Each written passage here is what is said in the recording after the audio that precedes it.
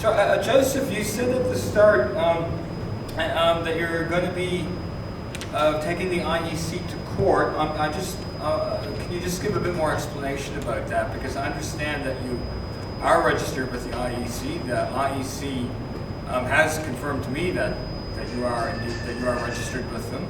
But is it a process that once you're registered, is it another step in the process that you have contention with them about? Thank you for your question and good morning. Good afternoon.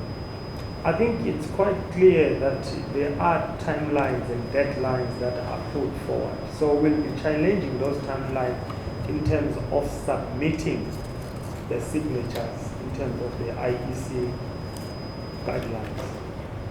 So we want the extension of uploading those signatures. Can you imagine 65,000 signatures that need to be uploaded, and we are only given until tomorrow the 8th? And those things must go to their portal. We still have to put in the spreadsheet, and subsequent that you load them to their system. 65,000 signatures, how would you? Even to gather those 65,000 for new registered parties, I mean, it was a very short time period. It almost gave us, 7 days?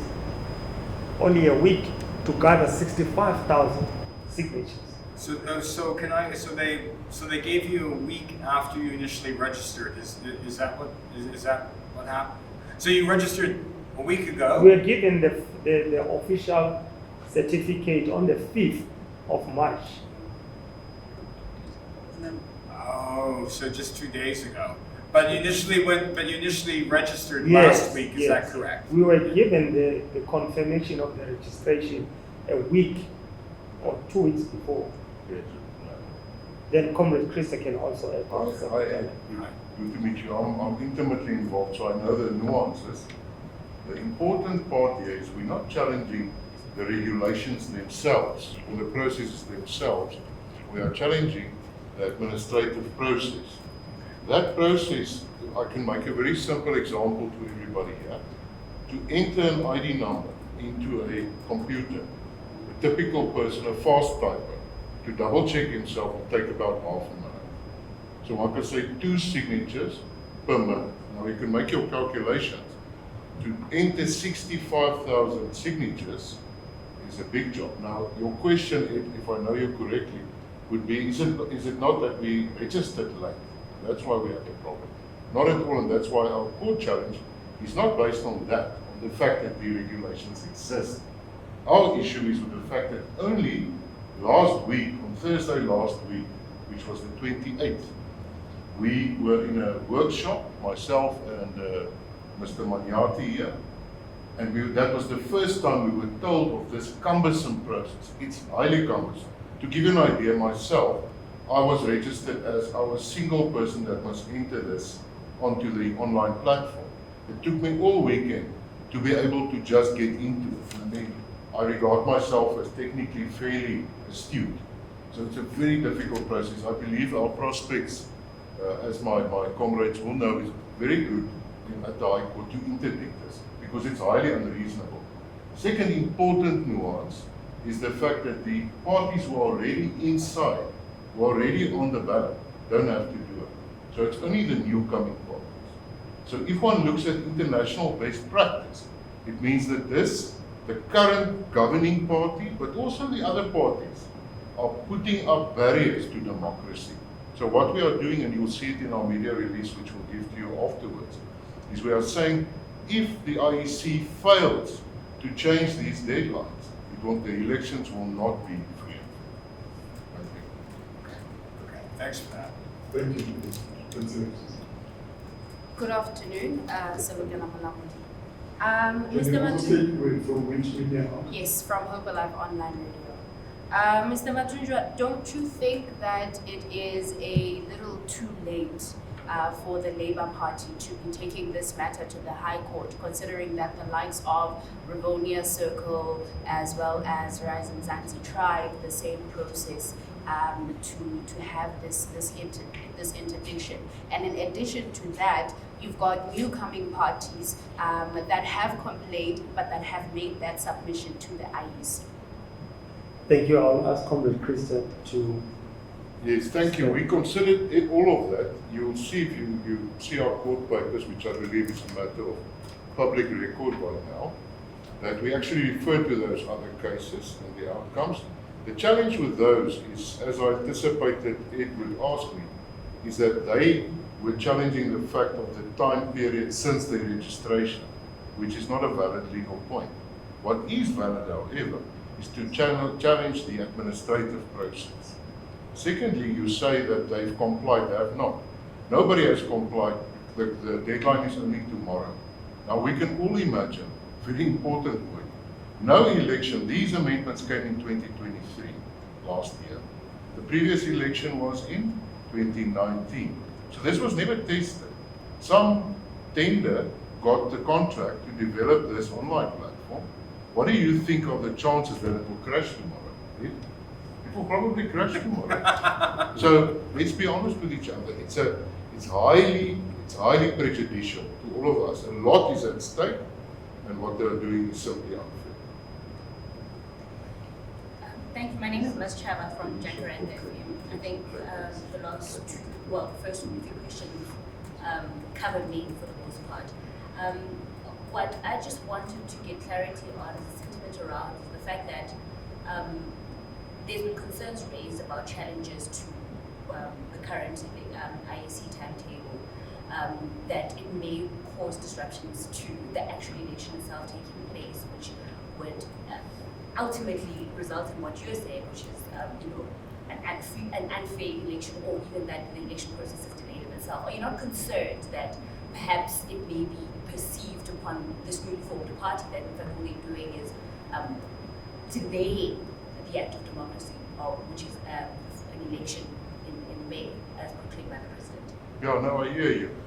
There are 2 points that I must make. The first one is, no, we are not concerned. The simple reason is that any delay to the election date, let's say they need to delay the election by a week or 2 or 3. I think it's fair to say it won't have any negative effect on anybody. But on who? The parties already contested. So the negative effect is not on us as the electorate, it's on them protecting themselves, firstly. Secondly, it's internationally proven that access to being able to stand for an election is a tick box sign for democracy. Yesterday, my comrades know we spoke to people from Sweden. They said in Sweden, literally, you can just go and say, I want to stand in the election. There's no need to register. There's almost none of these barriers to registration. So when a governing party, or let's call it a governing coalition, or let's call it a old boys club, I think that's actually a very good term, decides to protect themselves and not let the newcomers come in, it's anti-democratic behavior, frankly. Just to take you back a little bit, is it oversimplifying it to say that your actual concern here is more logistical more than it is about the actual? Yes, I think it's crucial to emphasize that, please. Our issue is not with the number of signatures at all. You must know we're a big movement. We have no concern about that. Our problem is with the deadlines, coupled with the administrative burden. What is the IEC doing? Go to their offices. They've got massive offices in Centurion with ladies with expensive laptops sitting there, and gentlemen. Now they expect us to have the administrative capability to be able to enter 65,000 signatures, up to, let's call it 60, 70 candidate nominations, candidate acceptance forms. We did the calculations, you'll see it in our court papers. I think it works out to about 180 working days that a person will need to do all this. So it's massive, it's massive. We're trying our best, I'm not saying we will fail. We're doing very well. The lady who joined us now is part of the administrative team. We are pushing, we're doing our best, we've got extra manpower.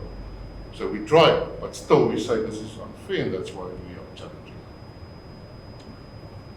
Thank you. Welcome, Mr. Mabena. The lady just joined us. Yes, any question? Yes. Mr. Matunjo, you mentioned the fact that you are not competing with any political party. And it begs the question of why doesn't the Labour Party then collaborate with existing political parties that already share the 4 values that you have? In the sense, as we have seen recently, this competition of who fills up the stadium, that's a competition. But those people who fill those stadiums, are they working? Okay. They are most unemployed people of South Africa that will fill up the stadium, and after the stadium, what happened? They go back to squalor, they got no employment, but those who call them, they are employed. And then the next following week, another one will call another meeting. That's a competition. Who has filled up the stadium? So they are we are not in competition. Our competition is poverty and inequality.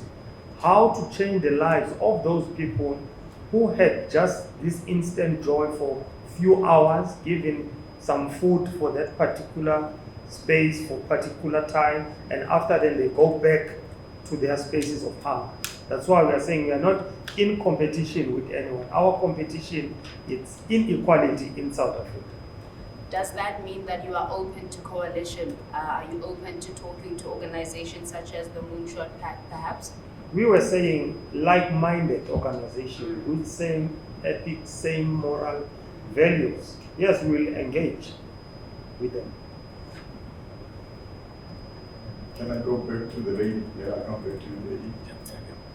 Then, Matunja, just as a follow-up question, I think I heard you say that the manifesto is yet to be finalized. But if that is the case, with the short period that we have until elections, what is it that you're actually selling to the people in terms of ideology, in terms of what you're working towards as a party? What are you telling people the Labour Party is about? What are you telling people the Labour Party will do should it get some kind of power in the next 5 years to sort of mitigate exactly what it is that you say is wrong with the current administration? Yes, that's why we're going to give you the first statement, and your first line of question, you are correct. The manifesto will explain. Thank you, Eddie.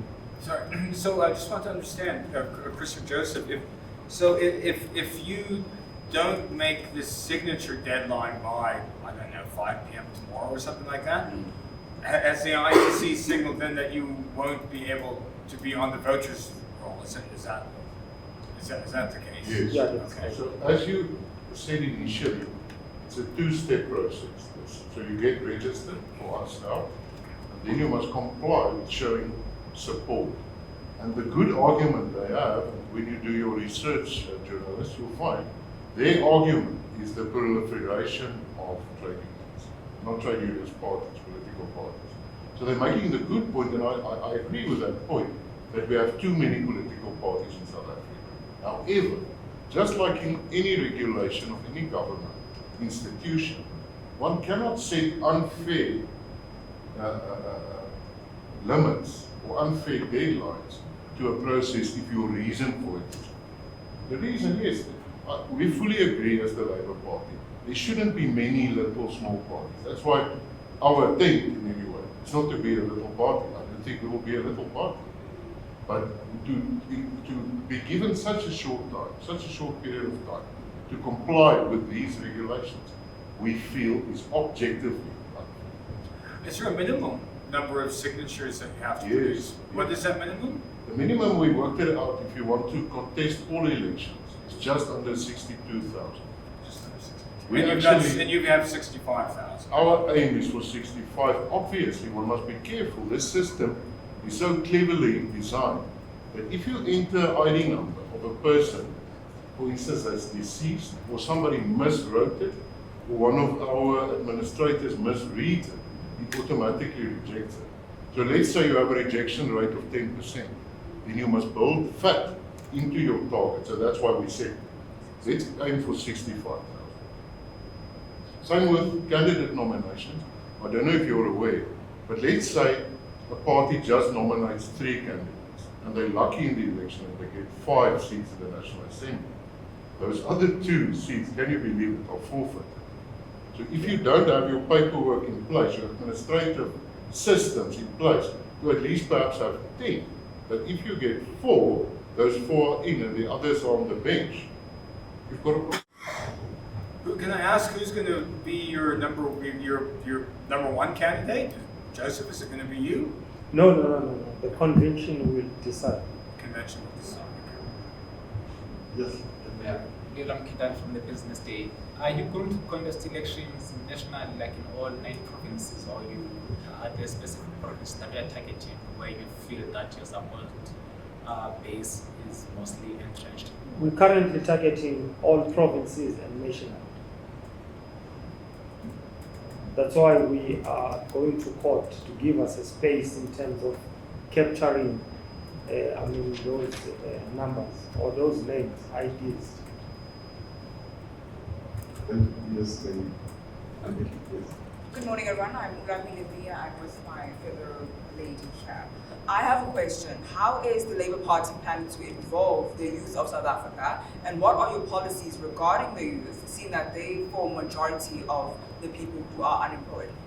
Very good question. As we say, in our launching, we'll be getting a document in terms of our manifesto, how we're going to engage not only youth, women, not only women, disabled, people with disability. All those things are covered in the manifesto.